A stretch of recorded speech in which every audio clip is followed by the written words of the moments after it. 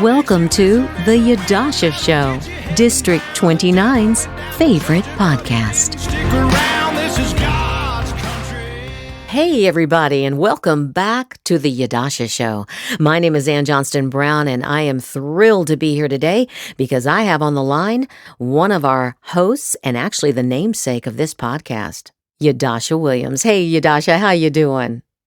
I am doing glorious. How's everybody with this warm weather coming to Oh us? boy, if you're in Nevada right now, especially Las Vegas and Henderson, you have to be the happiest people. We haven't talked a lot about this, but Yadusha, I know that as a notary public, you're talking with the public every day. Talk to us about how that ties in with your election.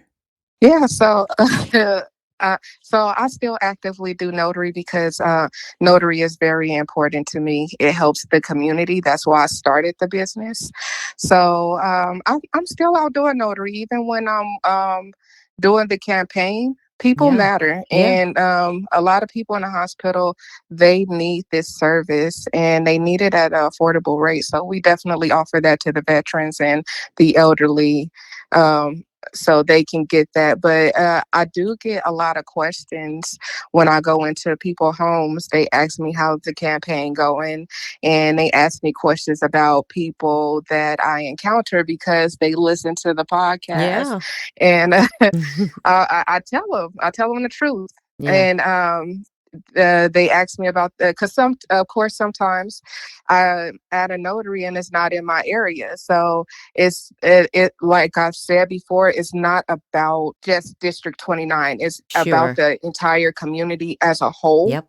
So when I'm talking to people, I tell them about the podcast, and if they ask me about like a sign that they saw or a video that Mm-hmm. they saw of me, I always remind them to reach out and engage with the community. Come to the town hall we have coming up on May Oh, yeah. 22nd.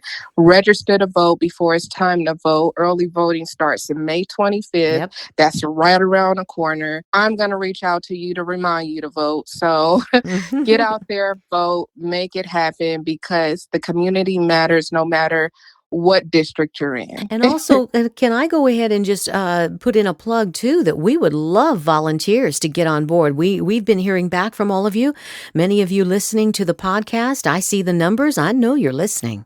And if you Right. would want to volunteer, I tell you what, at info@williams4nv.com, we will put you to work. And most of the time, we're just out knocking on doors.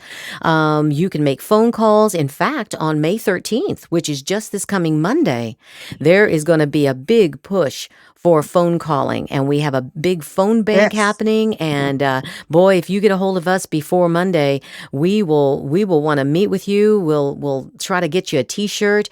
But I tell you what, let's get some volunteers going. How about that? Absolutely. All right.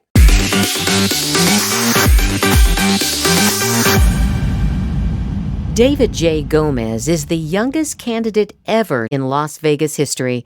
Born in Lancaster, California, David has lived nearly his entire life in Las Vegas, earning his high school diploma from Rancho High School.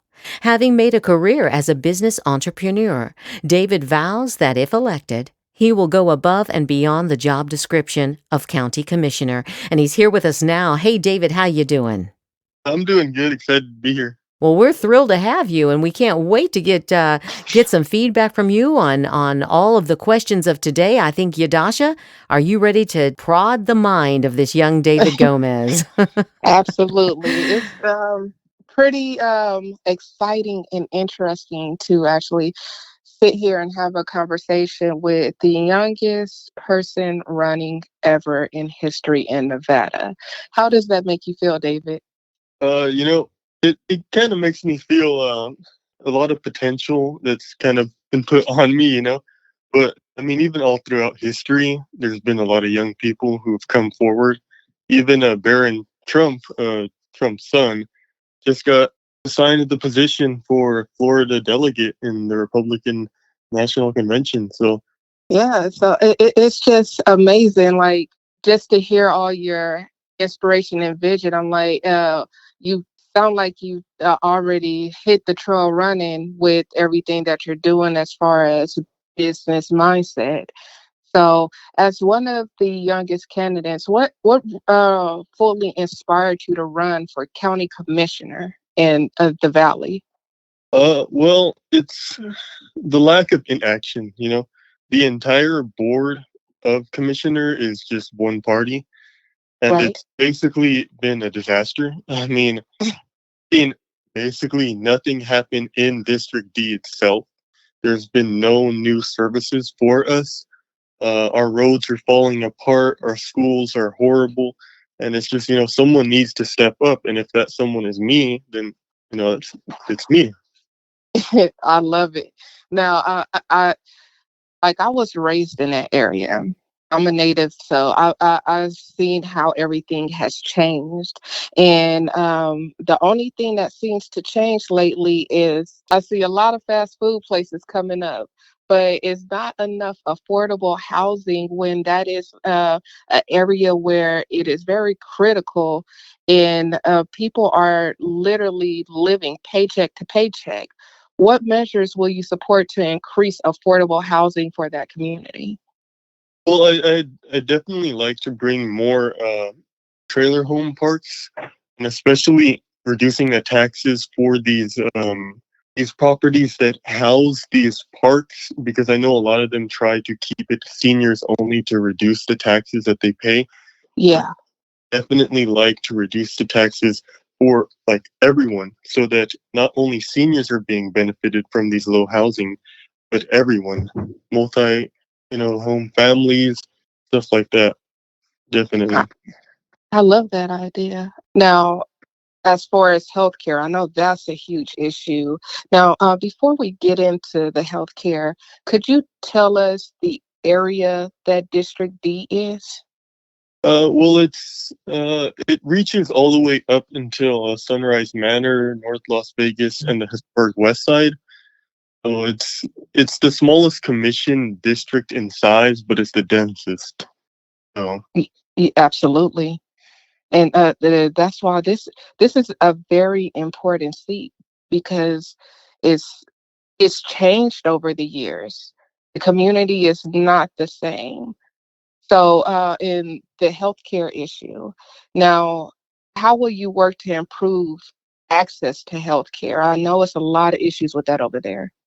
definitely, we need, like I said, we need a lot more services to come in our district, and even when it comes to specialized healthcare, like hand and wrist doctors, those specialized healthcares, we need to start making it more appealing for them to bring their practice in our area, because we really don't have it.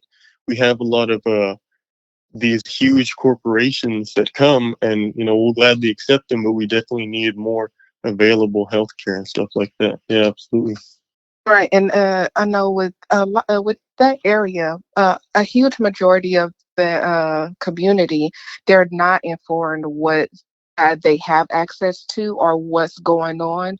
A lot of people feel like that they're not even being told what's going on, and that goes to my stance on people knowing their rights.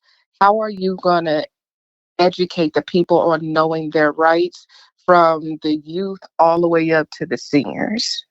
Well, I'm a big advocate for education, and I love researching about the founding fathers and stuff like that. And even Thomas Jefferson said that an informed citizenry is vital for our country, and Absolutely. we need to definitely cultivate that culture in our youth, especially because I know when I grew up, I didn't have that. I didn't have people telling me my rights.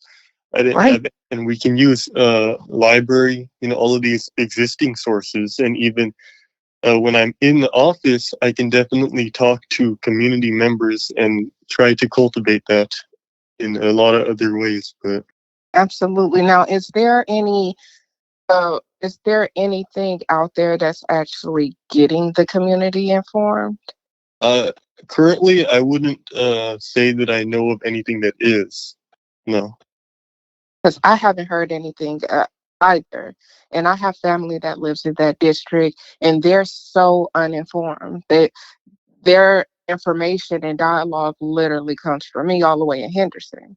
And it's not fair, it's not right.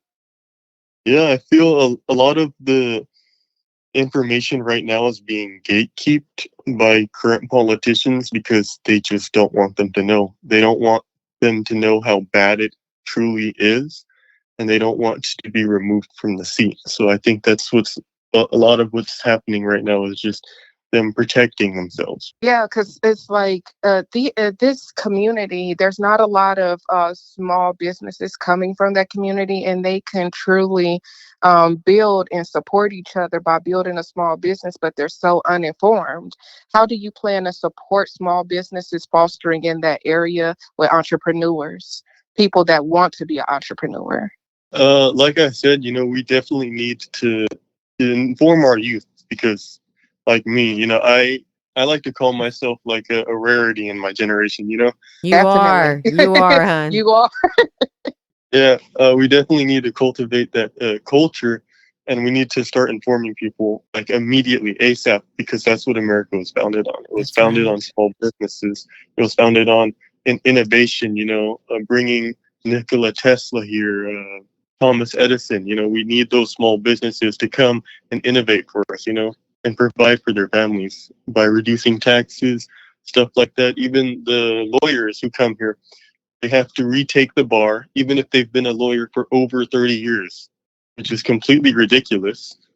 It's just so many issues in that district, and it's mainly because people are uninformed and they don't know where to turn, they don't know who to trust, and being a predominantly minority community is not really looked upon to produce small businesses. It's on the outskirts. So you being in that young minority generation, how are you going to reach people older than you? Like, because that is a huge chunk of people in your district that are older than you. How are you going to reach them?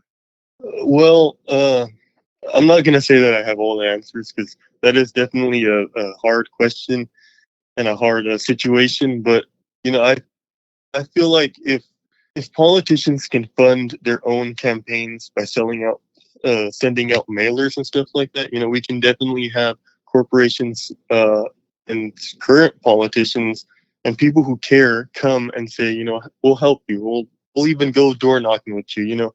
Helping bring Right. these people in or sending out mailers, information, stuff like that, making Yeah. YouTube videos, Instagram pages, stuff like that. Just trying to get the word out as much as possible.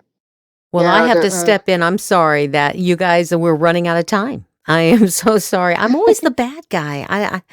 Oh well. Can we ask David though how we get a hold of him and how our listeners might be able to follow you on social media? Yeah, sure. So you can contact me personally at my cell phone, text or call. It's 702-755-7410. And my email for my campaign is Gomez, the number 4NV@gmail.com. And my Instagram page is DavidJGOM3Z. And those are the three main ways that you can get in contact with me. Well, Either one is you fine. are a breath of fresh air, David. Oh, they're Absolutely. a rarity, actually. And I know who your inspiration is, but you'll have to tune in later because we'll be talking to him. But Yadusha, what do you say? What do you say we close out the show and thank David so much for being on? Absolutely. I'm like you, like I said, true inspiration for the upcoming youth. I look forward to working with you. Okay. Okay, guys, don't forget on May 22nd, we are going to have a conservative town hall. It's from 6 to 7:30 at Joe's Place on Gibson Road in Henderson. Thanks a lot, guys, for tuning in. Don't forget to share this with your friends and give us a high rating on Apple and also on Rumble. All right. Thanks a lot, guys. We'll see you next time. Bye-bye.